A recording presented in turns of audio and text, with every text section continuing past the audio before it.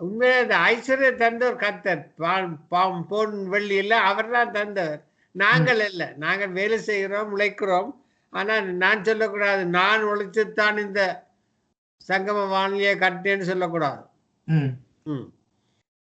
மற்ற உவா மட்டு பயமுண்டு, அதாவது இந்த மனம் மட்டுமை. சிஸ்டர் கிரேஸ் சொன்னதும் அருமையான வசனங்கள். அவர் சொன்ன விஷயம், மகிமையை இழந்து போவார்களாம். இப்போ தேவனை விட்டு தூரம் போய் விடுவார்கள். வியாதி கண்டிப்பா வரும். காரணம், வியாதி தேவனுடைய தழும்புகளால் குணமானோம்னு சொல்ல. வியாதி மேட்டிமையா இருக்கும் பொழுது வியாதிகள், துக்கங்கள், பிரச்சனைகள், சஞ்சலங்கள் எல்லாம் தொடர்ந்து வரும். பண ஆசை வரும், மற்ற இந்த பதவி ஆசையில் வரும். இன்னைக்கு இந்த பதவி ஆசைக்கு சண்டை பிடிக்கிற கூட்டம் உங்களுக்கு தெரியும். என்ன பதவி? கோயில்ல லீடர் பதவி, மூப்பர் பதவி. இவ வந்துட்டா, ஜெனட் வந்துட்டா. கேளுங்க கதைங்க.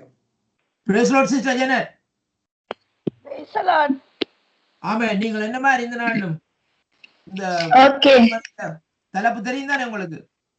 ஆமா, நீங்க பேசுங்கம்மா கேப்போம். கர்த்தருடைய பரிசுத்த நாமம் ஒன்றை மகிமைப்படுவதாக. இந்த நாளிலே பட்டிமன்றத்திலே இணைந்திருக்கிற தேவ பிள்ளைகள் யாவருக்கும் என் அன்பின் வாழ்த்துக்கள். இருதயம் மட்டுமே எதை பிறப்பிக்கும் என்று சொன்னால், அங்கு இருதயம் மட்டுமே தேவனுடைய மகிமையை இழக்க வைக்கும். அதனால் வியாதி, அழிவை, மரணத்தை பிறப்பிக்கும். மேட்டுமைக்குள் என்ன உறங்கி கிடக்கிறது என்றால் கர்வம், பெருமை, துணிகரம் இவைகள் அங்கு அடங்கி இருக்கிறது. அதோடு தேவனோடு இருக்கிற பசுமை கொள்ளையாடப்படும். கர்த்தரை மறக்க செய்யவிடும். கர்த்தரே தேவன், அவரே நம்மை ஆசீர்வதிக்கிறவர், எல்லாவற்றாலும் நிரப்ப வல்லமை உள்ளவர். அப்படிப்பட்ட தேவன் தந்த செல்வம், வெற்றி, அழகு, மேன்மை, கிருபை அளிக்கிறவர். இவை யாவும் கொடுத்த தெய்வத்தை மறந்து சகலது நம்முடையது என மேன்மை பாராட்டி மேன்மையும் கொள்ளுகிறோம். இந்த மேட்டிமை ஒரு மெஷனுக்குள் துளிர் விடும் போது அங்கு தேவ மகிமை முதலாவது இழந்து விடுவார்கள். ஏனென்றால் வேதம் குறிப்பிடும் காரியம் ஓசையா 13வது அதிகாரம் 6வது வசனத்தின்படி, தங்களுக்கு இருந்த மேய்ச்சலினால் திருப்தியானார்கள். திருப்தியான பின்பு அவர்கள் இருதயம் மேட்டிமை ஆயிற்று. இருதய மேட்டிமை என்பது திடீரென நடப்பதில்லை, அது படிப்படியாக அங்கு உயர்வை காணும் போது நிகழ்வதாகும். அங்கு ஜெர்மன் மொழியில் ஒரு பழமொழி சொல்லுவார்கள், இதய மேட்டிமை ஆனவன் இறை வேண்டுதலை நிறுத்துவான், இறை வேண்டுதலை செய்கிறவன் பாவம் செய்வதை நிறுத்துவான் என்று சொல்லி. ஆகவே இந்த காரியம், இதய மேட்டிமை உள்ளவன் அங்கு பாவம் அவனுக்கு பாவமாய் தெரியாது. அதோடு துணிகரம் செய்ய அவன் தயங்குவதும் இல்லை. நீதிமொழிகள் 16வது அதிகாரம் 5வது வசனத்தின்படி, மனமேட்டுமை உள்ளவன் எவனும் கர்த்தருக்கு அருவருப்பானவன், கையோட கை கோத்தாலும் அவன் தண்டனைக்கு தப்ப மாட்டான். பாருங்கள், எங்கள் வாழ்க்கையில இருக்கிற போக்குகள், மனமேட்டுமைகள் எங்களையே பாதிக்கும். தேவனோடு சேர்ந்து நடக்க அங்கு செயல்பட முடியாமல் இருக்கும். இருதயத்தை ஆராய்ந்து சோதித்து பார்க்கிறவருக்கு தெரியும் நாங்கள் எப்படிப்பட்டவர்கள் என்று. எங்கள் தேவன் அன்பானவர், இரக்கமுள்ளவர், தயவுள்ளவர், மனதுருக்கமுள்ளவர். அப்படிப்பட்ட தேவன் தமது பிள்ளைகள் எப்பொழுதும் தம்மோடு நெருங்கி இருக்க வேண்டும் என்று விரும்புகிற தேவன். ஆனால் நாங்கள் எப்படிப்பட்டவர்களாய் இருக்கிறோம்? வேதம் சொல்லுகிறது, எரோமியா 43வது அதிகாரம் 10வது வசனத்திலே அங்கு நேபுகாத்நேச்சாரை குறித்து நாங்கள் பார்க்கிறோம். ராஜாவாகிய நேபுகாத்நேச்சார் அவர் ஒரு இஸ்ரவேலன் அல்லாது இருந்தும் தேவன் சொன்ன மேன்மையை கவனிங்கள். இதோ என் ஊழியக்காரனாகிய நேபுகாத்நேச்சார் என்று எரோமியா மூலம் சொல்லுகிறார். அப்படி நல்லோர் மேலும் தீயோர் மேலும் மழைய வர்ஷிக்கிற தேவன். அங்கு தானியேல் 24வது அதிகாரம் 30வது வசனம், ராஜாவாகிய நேபுகாத்நேச்சார் பாபிலோன் ராஜ்யத்தின் அரண்மனையின் மேல் உலாவிக் கொண்டிருக்கும் போது அவருக்குள் எழும்பின மேட்டிமையை கவனியுங்கள். இது என் வல்லமையினால் பராக்கிரமத்தினால் என் மகிமையின் பிரஸ்தாபத்துக்கென்று ராஜ்ய அரண்மனையாக நான் கட்டின மகா பபிலோன் அல்லவா என்று சொன்னான். அவன் வாயில் வார்த்தை இருக்கும் போதே அங்கு வானத்திலிருந்து ஒரு சத்தம் உண்டாகி ராஜ்யபாரம் அவனை விட்டு தள்ளப்பட்டது. அங்கு வெளியிலே மாடுகளை போல அங்கு புல்லை தின்றான் என்று சொல்லி நாங்க பார்க்கிறோம். அங்கு யோபு 38வது அதிகாரம் 15வது வசனத்திலே துன்மார்க்கனின் ஒளி அவனை விட்டு எடுபடும், மேட்டிமையான புயம் முறிக்கப்படும். ஆகவே அப்படியாய் இந்த நேபுகாத்நேச்சர் மத்தியிலே நடந்ததை நாங்கள் கண்ணோக்கி பார்க்கக்கூடியதா இருக்கிறது. அங்கு பபிலோனின் துன்மார்க்கம் சாத்தானுக்கு ஒப்பிடப்படுகிறது. பபிலோன் என்றால் தீமையின் இருப்பிடம், சாத்தானின் பெருமையின் அடையாளமாய் இருக்கிறது. சாத்தானின் உருவகம் அங்கு தெரிகிறது. எசேக்கியேல் 28வது அதிகாரம் 11வது வசனம், அதிலே விசித்திரமாய் செய்யப்பட்ட முத்திரை மோதிரம் மிகவும் உன்னதமான ஞானம் உள்ளவன், பூரண அழகுள்ளவன், தேவனுடைய ஏதேனில் வைக்கப்பட்டவன், தேவனுடைய சபையில் உயிருள்ள இசைக்கருவியாய் இருந்தவன், விசித்திரமான கேருபா. இப்படி தேவனால் சிருஷ்டிக்கப்பட்ட போதும் அவன் சிப்பிய போல சிறந்திருந்தான். ஆனால் தன்னைத்தானே மேட்டிமையான அருவருப்புக்குள்ளாக்கி நியாய தீர்ப்புக்கு அவன் உட்பட்டான் என்று சொல்லி நாங்க பார்க்கிறோம். அவனை யாரும் தேவனுக்கு விரோதமா துணிகரங்கொள், பாவம் செய் என தூண்டவில்லை. அவனிடத்திலேயே அந்த மேட்டிமையான துணிகரம் உருவானது என்று சொல்லி நாங்க பார்க்கிறோம். இப்பொழுது அறிந்து கொள்ளுகிறோம். துணிகர பாவம் கொண்டு எழும்புகிறவன் யார் என்று, பாவத்தின் புறப்பிடம் அவன் நித்திய அழிவுக்கு ஒப்பு கொடுக்கப்படுவான் என்று சொல்லி நாங்க பார்க்கிறோம். ஏசாயா 14வது அதிகாரத்திலே தேவனுடைய இடத்தை தங்களுக்கு மகிமையாய் எடுத்துக்கொள்ள கூடியவர்களை குறித்து எச்சரிக்கை ஜாக்கிரதை என வேதம் எச்சரிக்கிறது. இப்படியே தேவனுக்குரிய அதிகாரத்தை நாங்க பலோத்தில் ஒருவன் முயற்சித்தான். அதை அறிந்த தேவன் ஒரு தள்ளு பூமியில் வந்து விழுந்தான். அவனுக்குள்ள இருந்த இருதய மேட்டுமை, நான் வானத்துக்கு ஏறுவேன், என் சிங்காசனத்தை உயர்த்துவேன், வடபுற ஆரண்ய கூட பர்வதத்தில் வீற்றிருப்பேன், உன்னதங்களில் ஏறுவேன், உன்னதமானவருக்கு ஒப்பாவேன், வைக்கப்பட்ட இடத்தில் இருக்க விரும்பாத உன்னத கேபாவாய் அவன் மாபெரும் வீழ்ச்சியை கண்டான் என்று சொல்லி நாங்க பார்க்கிறோம். எப்பொழுதும் மேட்டிமை அங்கு வீழ்ச்சியை கொண்டு வரும் என்று சொல்லி நாங்க பார்க்கிறோம். எந்த மனுஷனாய் இருந்தாலும் தேவனுடைய அதிகாரத்தை எடுத்துக் கொள்பவன் லூசிபரை போல தேவ சமூகத்தில் இருந்து விரட்டப்படுவான். அதே சமயம் மனமேட்டிமையிலிருந்து தேவனுக்குரிய அதிகாரத்தை திருச்சபையில் நடத்துறவரும் எடுக்கக்கூடாது. அப்படி எடுத்துக்கொள்ளுகிறவர் லூசிபரை போல கண்ணியில் சிக்கிக் கொள்வார்கள். இது அபாயம் என வேதம் எச்சரிக்கிறது, ஜாக்கிரதை என உணர்த்தி நிற்கிறது. ரோமர் 12வது அதிகாரம் 3வது வசனத்தின்படி அருளப்பட்ட கிருபையினாலே உங்களில் எவனாகிலும் தன்னை குறித்து எண்ண வேண்டியதுக்கு மிஞ்சி எண்ணாமல் அவனுக்கு தேவன் பகிர்ந்து கொடுத்த விசுவாசத்தின் அளவின்படியே தெளிந்த புத்தி உள்ளவர்களாய் எண்ண வேண்டும். அங்கு 2 கொரிந்தியர் 10வது அதிகாரம் 5வது வசனத்தின்படி அவைகளால் நாங்கள் தர்க்கங்களையும் தேவனை அறிகிற அறிவுக்கு விரோதமாய் எழும்புற எல்லா மேட்டிமையையும் நீர்மூலமாக்கி எந்த எண்ணத்தையும் கிறிஸ்துவுக்குள் கீழ்ப்படிய படுத்துறவர்களாய் இருக்கிறோம். அங்கு ரோமர் 11வது அதிகாரம் 17வது வசனம், நம்முடைய ஒவ்வொரு மனிதனுடைய வேரானது பரிசுத்தமாய் இருந்தால் கிளைகளும் பரிசுத்தமாய் இருக்கும். ஒலிவ மரத்தின் வேருக்கும் சாரத்துக்கும் உடன் பங்காளிகளாய் இருந்தார்கள். ஆனால் நீ அந்த கிளைகளுக்கு விரோதமாய் பெருமை பாராட்டுவாய். ஆனால் நீ வேரை சுமக்காமல் வேறு உன்னை சுமக்கிறது என்று நினைத்துக்கொள். நல்லது. அவிசுவாசத்தினாலே அவைகள் முறித்து போடப்பட்டன. நீ விசுவாசத்தினால் நிற்கிறாய். மேட்டிமை சிந்தை இல்லாமல் பயந்திரு. நீதிமொழிகள் 16வது அதிகாரம் 18வது வசனம், அழிவுக்கு முன்னானது அகந்தை, விழுதலுக்கு முன்னானது மெனமேட்டிமை. ஆமேன். அல்லேலூயா. ஆமேன், ஆமேன். நன்றி அம்மா. அருமையான வார்த்தைகளை, அருமையான காரியங்களை சொல்லி வந்தீங்க. கர்த்தர் தாமே இந்த நாளிலும் ஆசீர்வதிப்பாராக. அடுத்ததாக இந்த இடத்துல யார் இணைந்திருக்கிறீர்கள்? அந்த ஜெனட் பேசுறது அருமையான வார்த்தை. எரேமியா 43:10, தானியேல் 24:30, மேட்டிமையை கொண்டு வரவன் சாத்தான் என்று சொல்லி அவர் சொன்ன அருமையான வசனம் யோபு 38:15.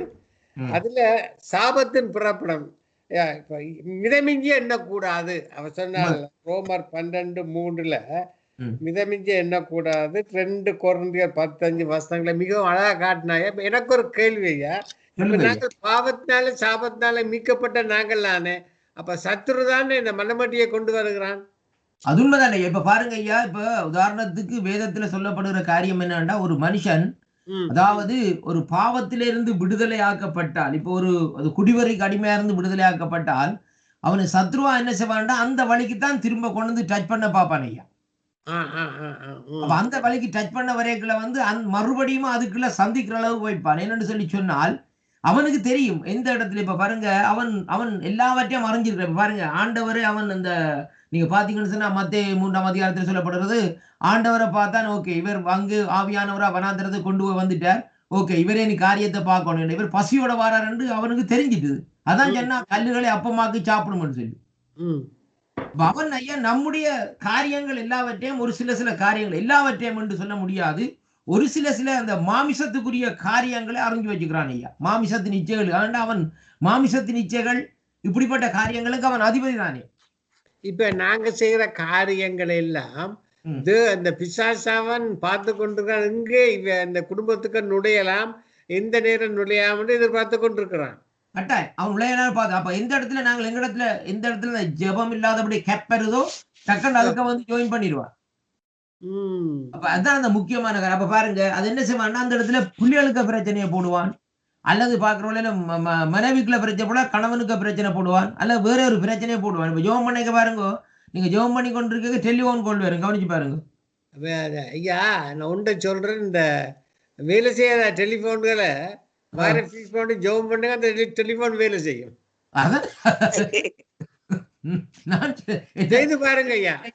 கட் பண்ணி போட்டு சில போட்டு வச்சுட்டு வயரெல்லாம் கனெக்ட் பண்ணணும், எல்லா வரையும் பழுபட்ட வயரெல்லாம் கனெக்ட் பண்ணி போட்டு அந்த நேரத்துல முக்கியமான மெசேஜ் போய் கொண்டிருக்கேன்னா அந்த நேரத்துல வீட்டு டெலிபோன் அடிக்கும்.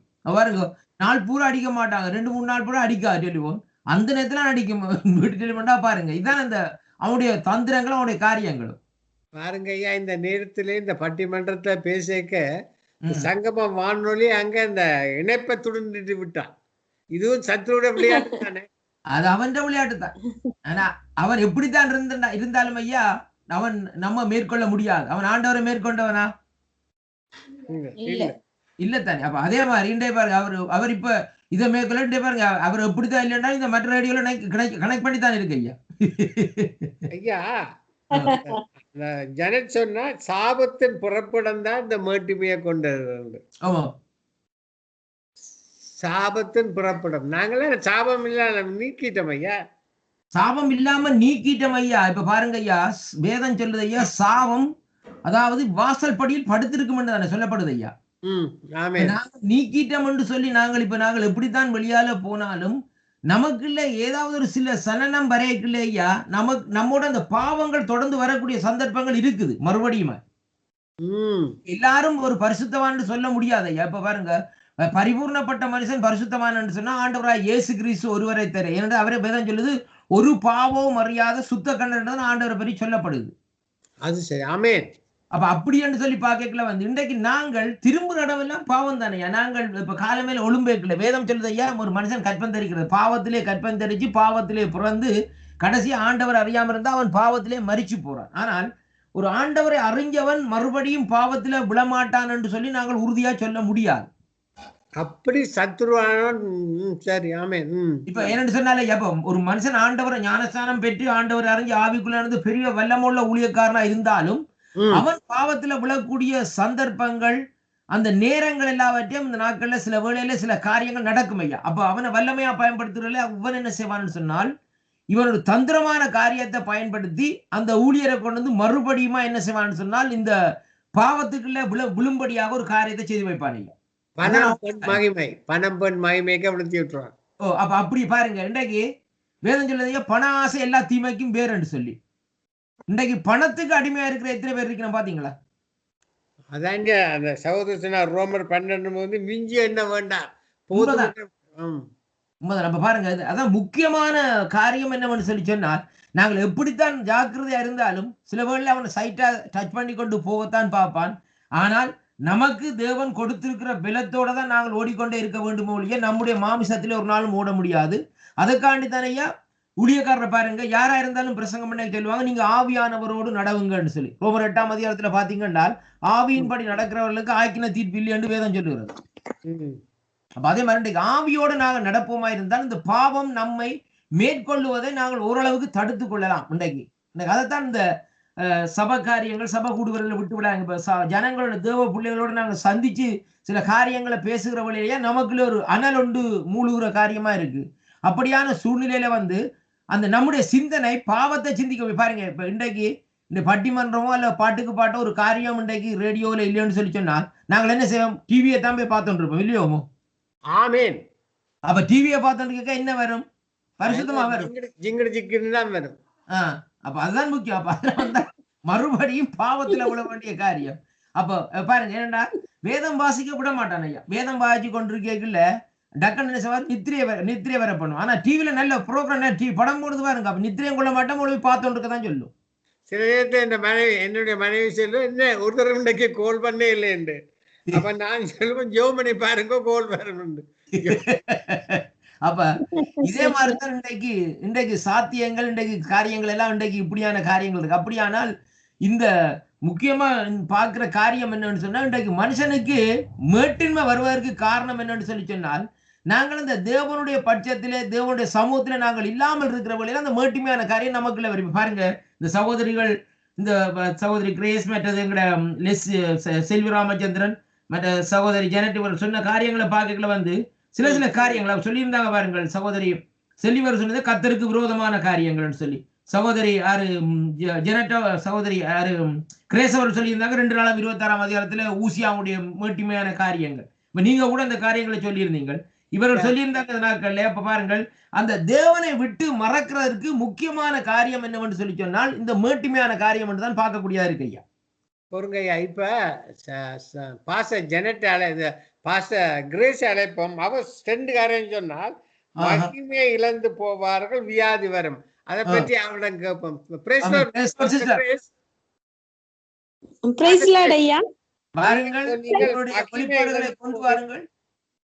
மகிமை இழந்து போவீர்கள், வியாதிகள் வரும் என்று சொன்னீர்கள். அதற்குரிய காரணத்தை சொல்லுங்கள்.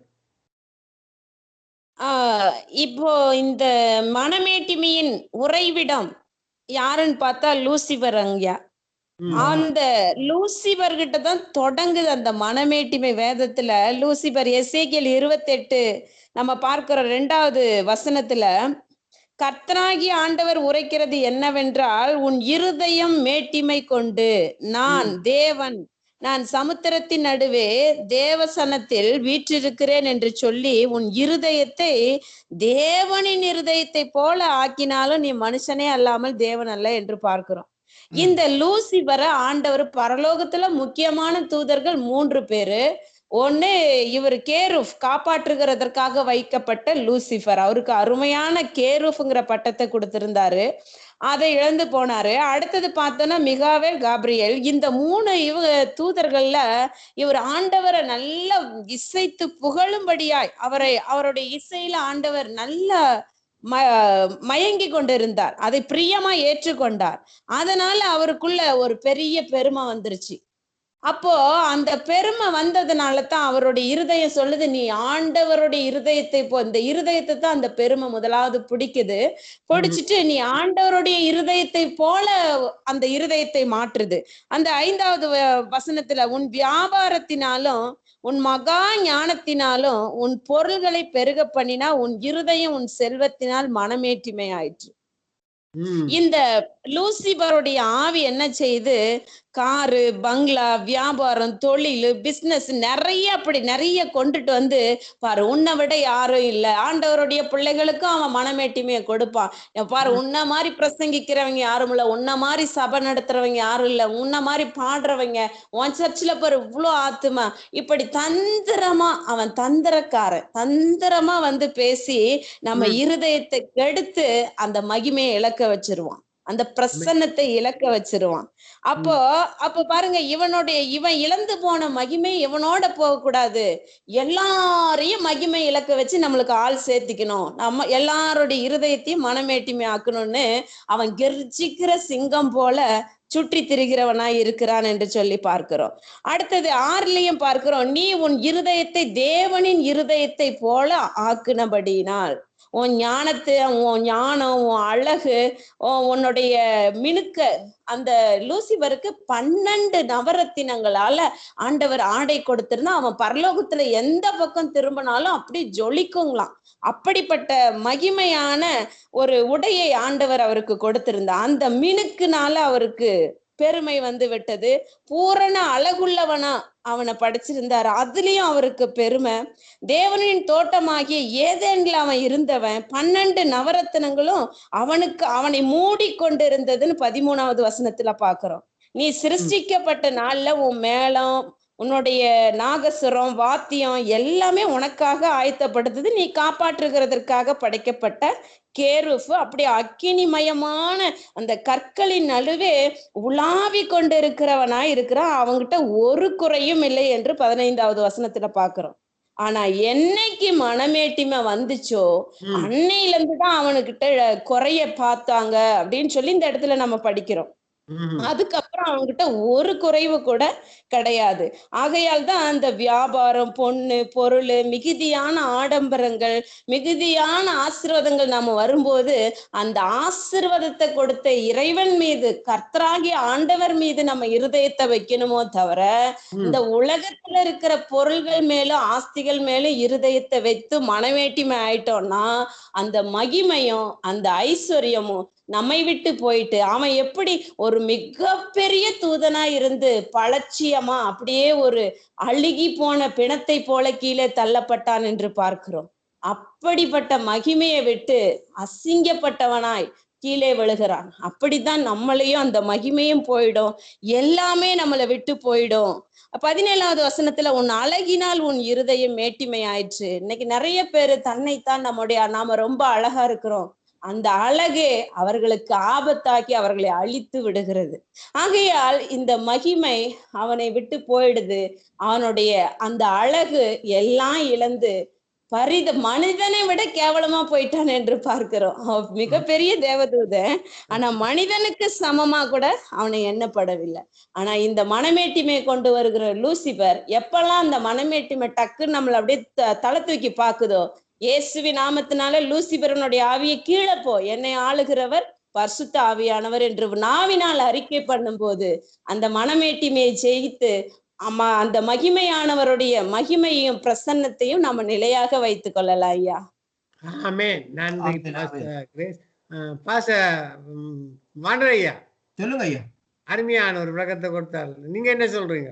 ஆமாம், சரியான ஒரு காரியம் ஐயா. சரியான இந்த டாபிக்ல தான் நான் எடுத்து வந்து நான் இதுக்குரிய காரியத்தை குறிச்சு என்னன்னு சொல்லி சொன்னால், இன்றைக்கு இந்த முறை ஒரு வித்தியாசமான முறையில இந்த பட்டிமன்றத்தை நடத்துவோம்னு சொல்லி சொன்னா, ஒவ்வொரு முறையும் நாங்கள் அந்த எதிராக போட்டியை வைக்கிற வேளையிலே ஐயா, ஒரு கொமனான இதை விடுகிற வேளையில ஒவ்வொருவரும் தங்களுடைய ஆர்குமெண்ட்டை இந்த இடத்துல கொண்டு வருவினோம். பாருங்க, ஒவ்வொருவருக்கும் ஒவ்வொரு விஷன் இருக்கு. பாருங்க, இப்ப இந்த சகோதரிக்கு சகோதரி கிரேஸுக்கு இந்த விஷன் இருக்கு, சகோதரி ஜெனட்டுக்கு இந்த விஷன் இருக்கு, செல்வி ராமச்சந்திரனுக்கு இந்த விஷன் இருக்கு, உங்களுக்கு ஒவ்வொரு விஷன் இருக்கு. அப்ப ஒவ்வொருவருடைய விஷனையும் இந்த நாட்கள் இந்த பைபிளோட கம்பேர் பண்ணி பார்க்கல இந்த வித்தியாசமான கோணத்துல இந்த நாட்கள போகுது ஐயா. கேட்கிற பிள்ளைகளும் பக்தி விருத்தி அடையிறோம். சொல்லி சொன்னால இதைத்தானே இந்த வெளிப்பாடு சொல்றது. அதாவது வேதத்தில் உள்ள அதிசயங்கள், ரகசியங்களை நாங்கள் காண வேணும் ஐயா. கர்த்தரே காண வைப்பார் நமக்கு. இப்ப ஐயா, உன் அழகினால் இருதயம் மேட்டுமை ஆயிற்று.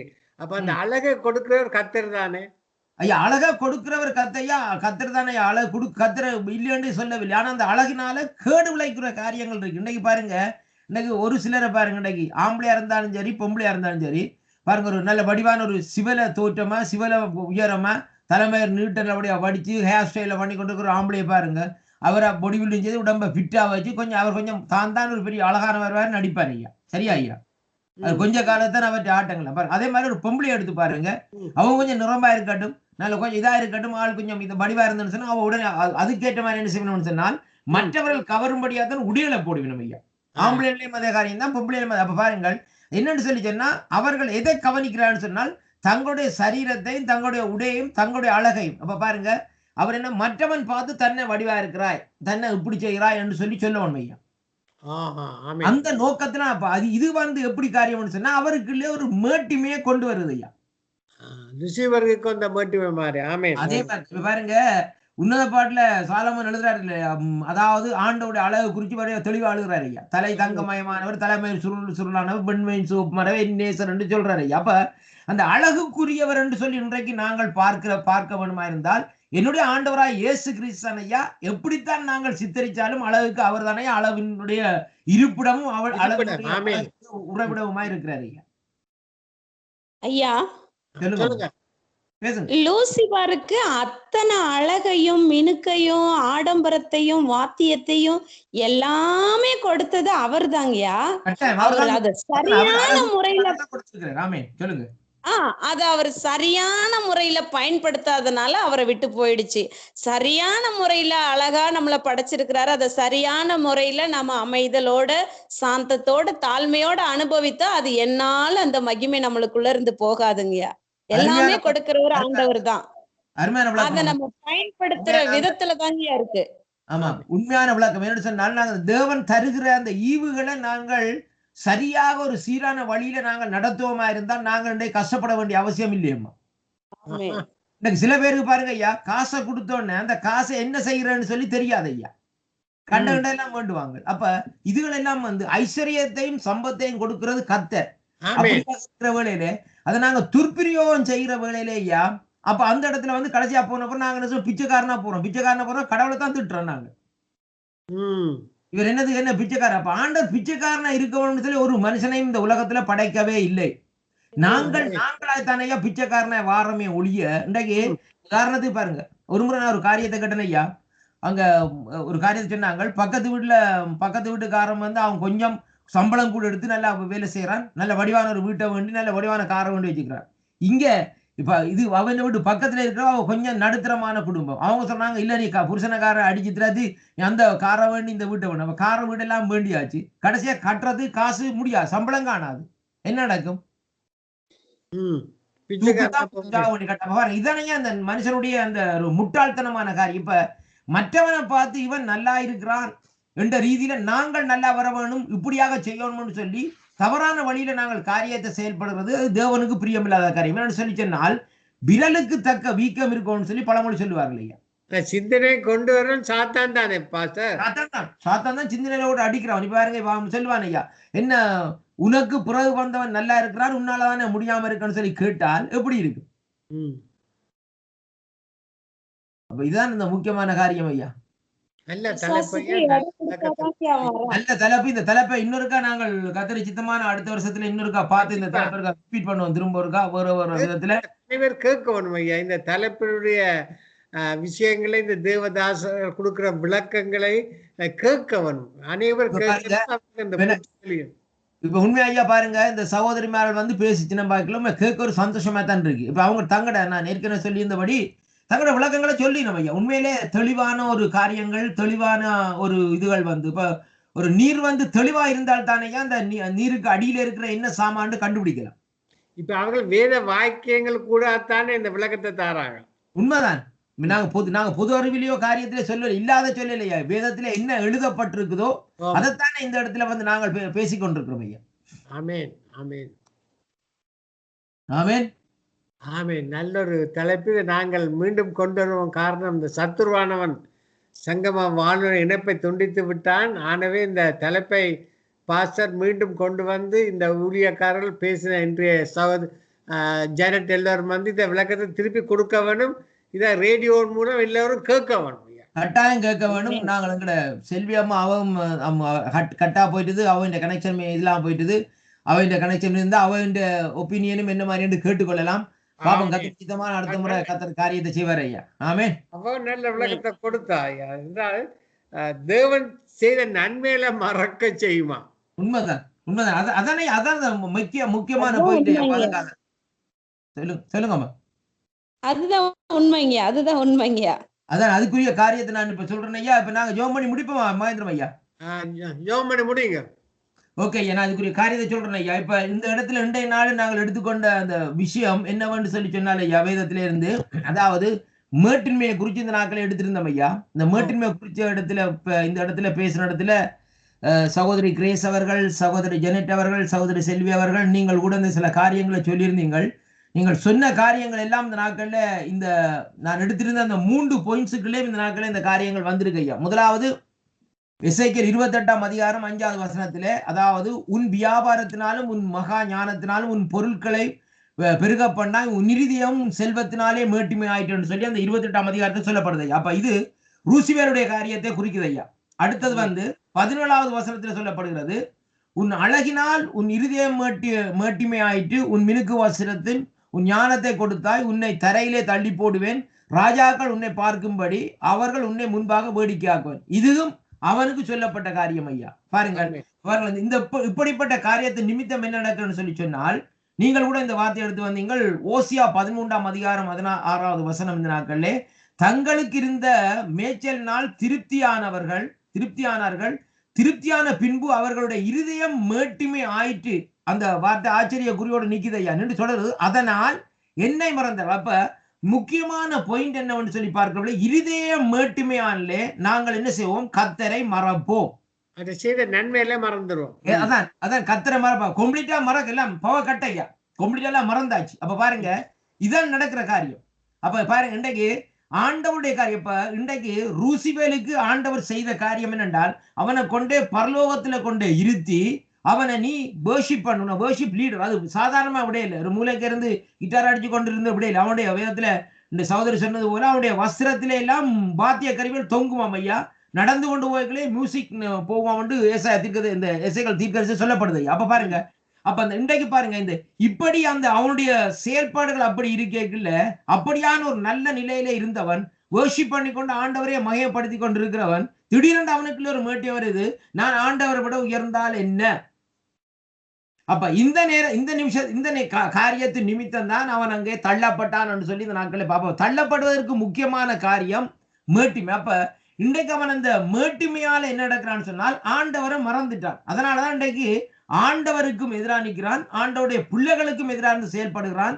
ஏனென்று சொல்லி சொன்னால், அவர் செய்த நன்மையான காரியங்களை மறந்துட்டான். இன்றைக்கு அநேகர் அப்படித்தான், ஆண்டவர் செய்த நன்மைகளை இந்த நாட்களிலே மறந்து போய்த்தான் இன்றைக்கு ஆண்டவரை விட்டு இந்த நாட்களை விலகி இருக்கிறார். இப்ப பாருங்கள், இந்த வார்த்தையை வச்சுக்கொண்டு நீங்க ஜோபோட கம்பேர் பண்ணி இந்த வார்த்தையை பார்ப்பீங்கன்னா, ஜோபு தேவன் தனக்கு செய்த நன்மைகளை மறக்க இல்லை. பொஞ்சாதிக்காரி வந்து பேசுகிற வேளையில சொல்றாரு, பைத்தியக்காரி பேசுகிற போல நீ பேசாத, அவரிடத்திலிருந்து நன்மைகளை பெற்ற நாங்கள். அப்படியானால் அந்த யோபு அந்த நன்மை, ஆண்டவர் செய்த நன்மைகள் ஒரு விசுவாசம் வச்சிருந்தார் ஐயா. அப்ப அதனாலதான் யோபுவை தேவன் இந்த நாட்களிலே முன்னிருந்த நிலைமையிலும் விட பின்னிருந்த நிலைமை இந்த நாட்களிலே ஒரு ரெட்டிப்பான அபிஷேகத்தில் இந்த நாட்களிலே ரெட்டிப்பான ஆசீர்வாதத்துல தேவன் வச்சுக்கிறதை பார்க்கக்கூடியது. அப்ப பாருங்கள், இன்றைக்கு நாங்கள் கூட நம்முடைய வருகிற சில காரியங்களை, தேவன் நமக்கு தருகிற வேலை, நமக்கு தருகிற பணம், நமக்கு தருகிற வீடு, நமக்கு தருகிற வாகனம், நமக்கு தருகிற பொருட்கள், இதுகளை வச்சுக்கொண்டு இந்த நாட்களை நாங்கள் அதாவது இதை நினைச்சு தேவனை மறந்து போவா இருந்தால் நாங்களும் இன்றைக்கு இந்த ரூசி வேலை போல தள்ளப்பட்டவர்களா இந்த நாட்களில் இருப்போம் ஐயா. இதான் நான் சொல்லக்கூடிய காரியமா இருக்கு ஐயா. ஆமென் ஆமென் ஆமென். இந்த வேலை நாங்க ஜெபம் பண்ணி முடிப்போமா? ஆமென் ஆமென். பாஸ்டர் கிரேஸ் சொல்லுங்க, முடிக்க சொல்லி. பாஸ்டர் கிரேஸ் ஜெபம் பண்ணுங்கம்மா, முடிச்சிடுவோம். எங்கள் மகா கிருபையின் இரக்கம் நிறைந்த நல்ல ஆண்டவரே, துதிகளின் மத்தியில் வாசம் செய்கிற எங்கள் அன்பு தகப்பனே, தூயாதி தூயவரே, தகப்பனே நிற்கிறேன் என்று சொல்லுகிறவன் விழாதிருப்பானாக என்று வேத வசனம் சொல்லுகிறது. ஆண்டவரே, இந்த மனமேட்டிமை தலைப்பு கர்த்தாவே எங்களுக்கு ஒரு எச்சரிப்பின் தலைப்பாய், நிற்கிறேன் என்று சொல்லுகிறவன் விழாதிருப்பானாக. பிசாசானவன் ஆண்டவரே, அவன் தந்திரக்காரன் ஆண்டவரே. அப்பா ஆண்டவரே, நீர் எங்களுக்கு கொடுத்த ஐஸ்வர்யம், ஆஸ்தி, அந்தஸ்து, மகிமை, கனம் அனைத்தையும் எங்களுக்கு கொடுத்து உங்க பிள்ளைகளாக எங்களை படைத்திருக்கிறீர் ஆண்டவரே. அப்படி படைத்த அந்த படைப்பு அவனுக்கு பிடிப்பதில்லை ஆண்டவரே. எப்படி எங்களை கவிழ்த்து போடுகிறது, மகிமையை இழக்க செய்வது, எப்படி எங்களை வியாதியஸ்தராய் மாற்றுவது, எப்படி எங்க சந்தோஷத்தை எடுத்து போடுவது என்பதில் அவன் குறிக்கோளாய் இருந்து அந்த மனமேட்டிமையை கொடுத்தால் இவர்களுடைய எல்லா ஆசீர்வாதமும் மகிமையும் ஒரு நிமிடத்தில் இழந்து விடுவார்கள் என்பது அவனுக்கு தெரியும் ஆண்டவரே.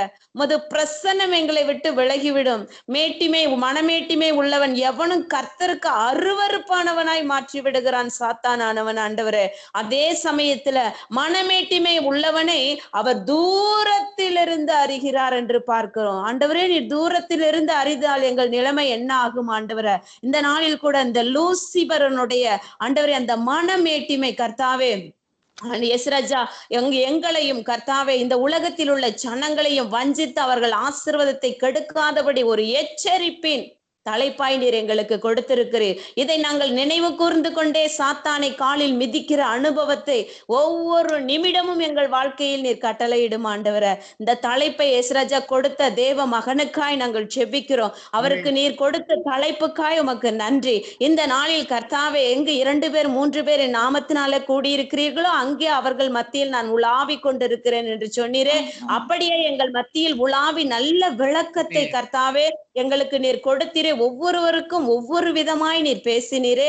இன்னும் தொடர்ந்து இந்த தலைப்பை நாங்கள் தியானித்து ஆண்டவரே இதனுள்ள கருப்பொருள்களை அறிந்து எங்கள் இருதயமாகிய கர்த்தாவே கேசராஜா கர்த்தாவே இருதயமாகிய அந்த கர்த்தாவே நீர் கொடுத்த அந்த இருதயத்தை நாங்க பரிசோதித்த ஆண்டவரே மனமேட்டிமை எங்கேயாக இருக்குதா என்று ஆராய்ந்து பார்த்து அதை கீழே தள்ளி காலில் நசுக்கக்கூடிய அனுபவங்களை இன்னும் அதிகமாய் கட்டளையிடும். இந்த நாள்ல கர்த்தாவே நடுவர் ஐயாவுக்கா ஜெபிக்கிறேன். அவருடைய ஊழியத்துக்கா ஜெபிக்கிற, அவருடைய எஸ்ராஜா ஆலயத்துக்கா மனைவி பிள்ளைகளுக்கா ஜெபிக்கிற, சபைக்கா ஜெபிக்கிற எல்லாரையும் நீர் அபரிவிதமாய் ஆசீர்வதியும். ஐயாவுக்கு அவர் குடும்பம் அவங்களுக்கு உண்டான எல்லாவற்றுக்கும் தீர்க்க ஆயுசை கட்டளிருந்த கிறிஸ்துமஸ் நாட்கள்ல மனமகிழ்ச்சியோடு இருக்கட்டும் ஆண்டவரே. அன்பு மகேந்திரன் ஐயாவுக்கா ஜெபிக்கிறேன். அன்பான அம்மாவுக்கா ஜெபிக்கிறேன். பிள்ளைகளுக்கா பேர பிள்ளைகளுக்கா பிள்ளைகளின் பிள்ளைகள் பிதாக்களின் கிரீடம் என்று பார்க்கிறோம் ஆண்டவரே. எஸ்ராஜா அப்படியாய் ஐயாவை நீர் ஆசீர்வதித்து வைத்திருக்கிறீர் ஆண்டவரே. எப்படிப்பட்ட எஸ்ராஜா அற்புதமான அன்பான உறவுகளை கர்த்தாவே இந்த சங்கமம் வானொலி நிகழ்ச்சியின் மூலம் நீர் எங்களுக்கு கொடுத்திருக்கிறீர். நாங்கள் ஒருவர் முகத்தை ஒருவர் நேரடியா பார்க்கலனாலும் ஆவியில நாங்க சமீபமா இருக்கிறோம். அதற்காக உமக்கு நன்றி ராஜா. எல்லா காரியத்திலும் அவர்கள் குடும்பத்தை நீ வேலி அடைச்சு பாதுகாரும். தாயாருக்கு இருக்கிற ஆண்டவரே பலவீனங்களை எல்லாம் மாற்றி போடுங்க ஆண்டவரே. உமக்கு ஸ்தோத்திர ராஜா. அன்பு லெஸ்லி ஐயாவுக்கா ஜெபிக்கிற, ரீட்டா அம்மாவுக்கா ஜெபிக்கிறோம். இந்த ஊழியத்தை தொடங்க முடியாத ஞானத்தை கொடுத்து அநேகருக்கு கர்த்தாவே உமது ஊழியத்தை அறிவிக்க ஒரு வாய்க்காலா எங்களுக்கு கொடுத்திருக்கிறீர். அதற்காக உமக்கு நன்றி. இந்த நாளில் கலந்து கொண்ட 2 அம்மாக்களுக்கா ஜெபிக்கிற, செல்வி அம்மாவுக்கா ஜெபிக்கிறேன். அப்பா ஜெனட் அம்மாவுக்கா ஜெபிக்கிறேன். அவர்களையும் அவர்கள் குடும்பங்களையும் அவங்க ஊழியங்களையும் ஆசீர்வதி ஒன்னும் விசேஷித்த ஞானத்தினால் நிரப்புங்க அப்பா. அப்பா சங்கமம் ஊழியத்துல இருக்கிற அனைத்து பிள்ளைகளையும் இந்த எஸ்ராஜா இந்த நேரத்திலும் அது கரத்தில் ஒப்படைத்து ஜெபிக்கிறோம். எல்லாரும் இந்த கிறிஸ்துமஸ் நாள்ல மனமகிழ்ச்சியா இருக்கணும் கர்த்தாவே. யாரு கர்த்தாவே வேதனையோடைய கஷ்டத்தோடைய வியாதியோடைய போராட்டத்தோடைய இராதபடி சந்தோஷமா இருக்கட்டும் ஆண்டவரை. சமாதானமாய் இருக்கட்டும். நித்திய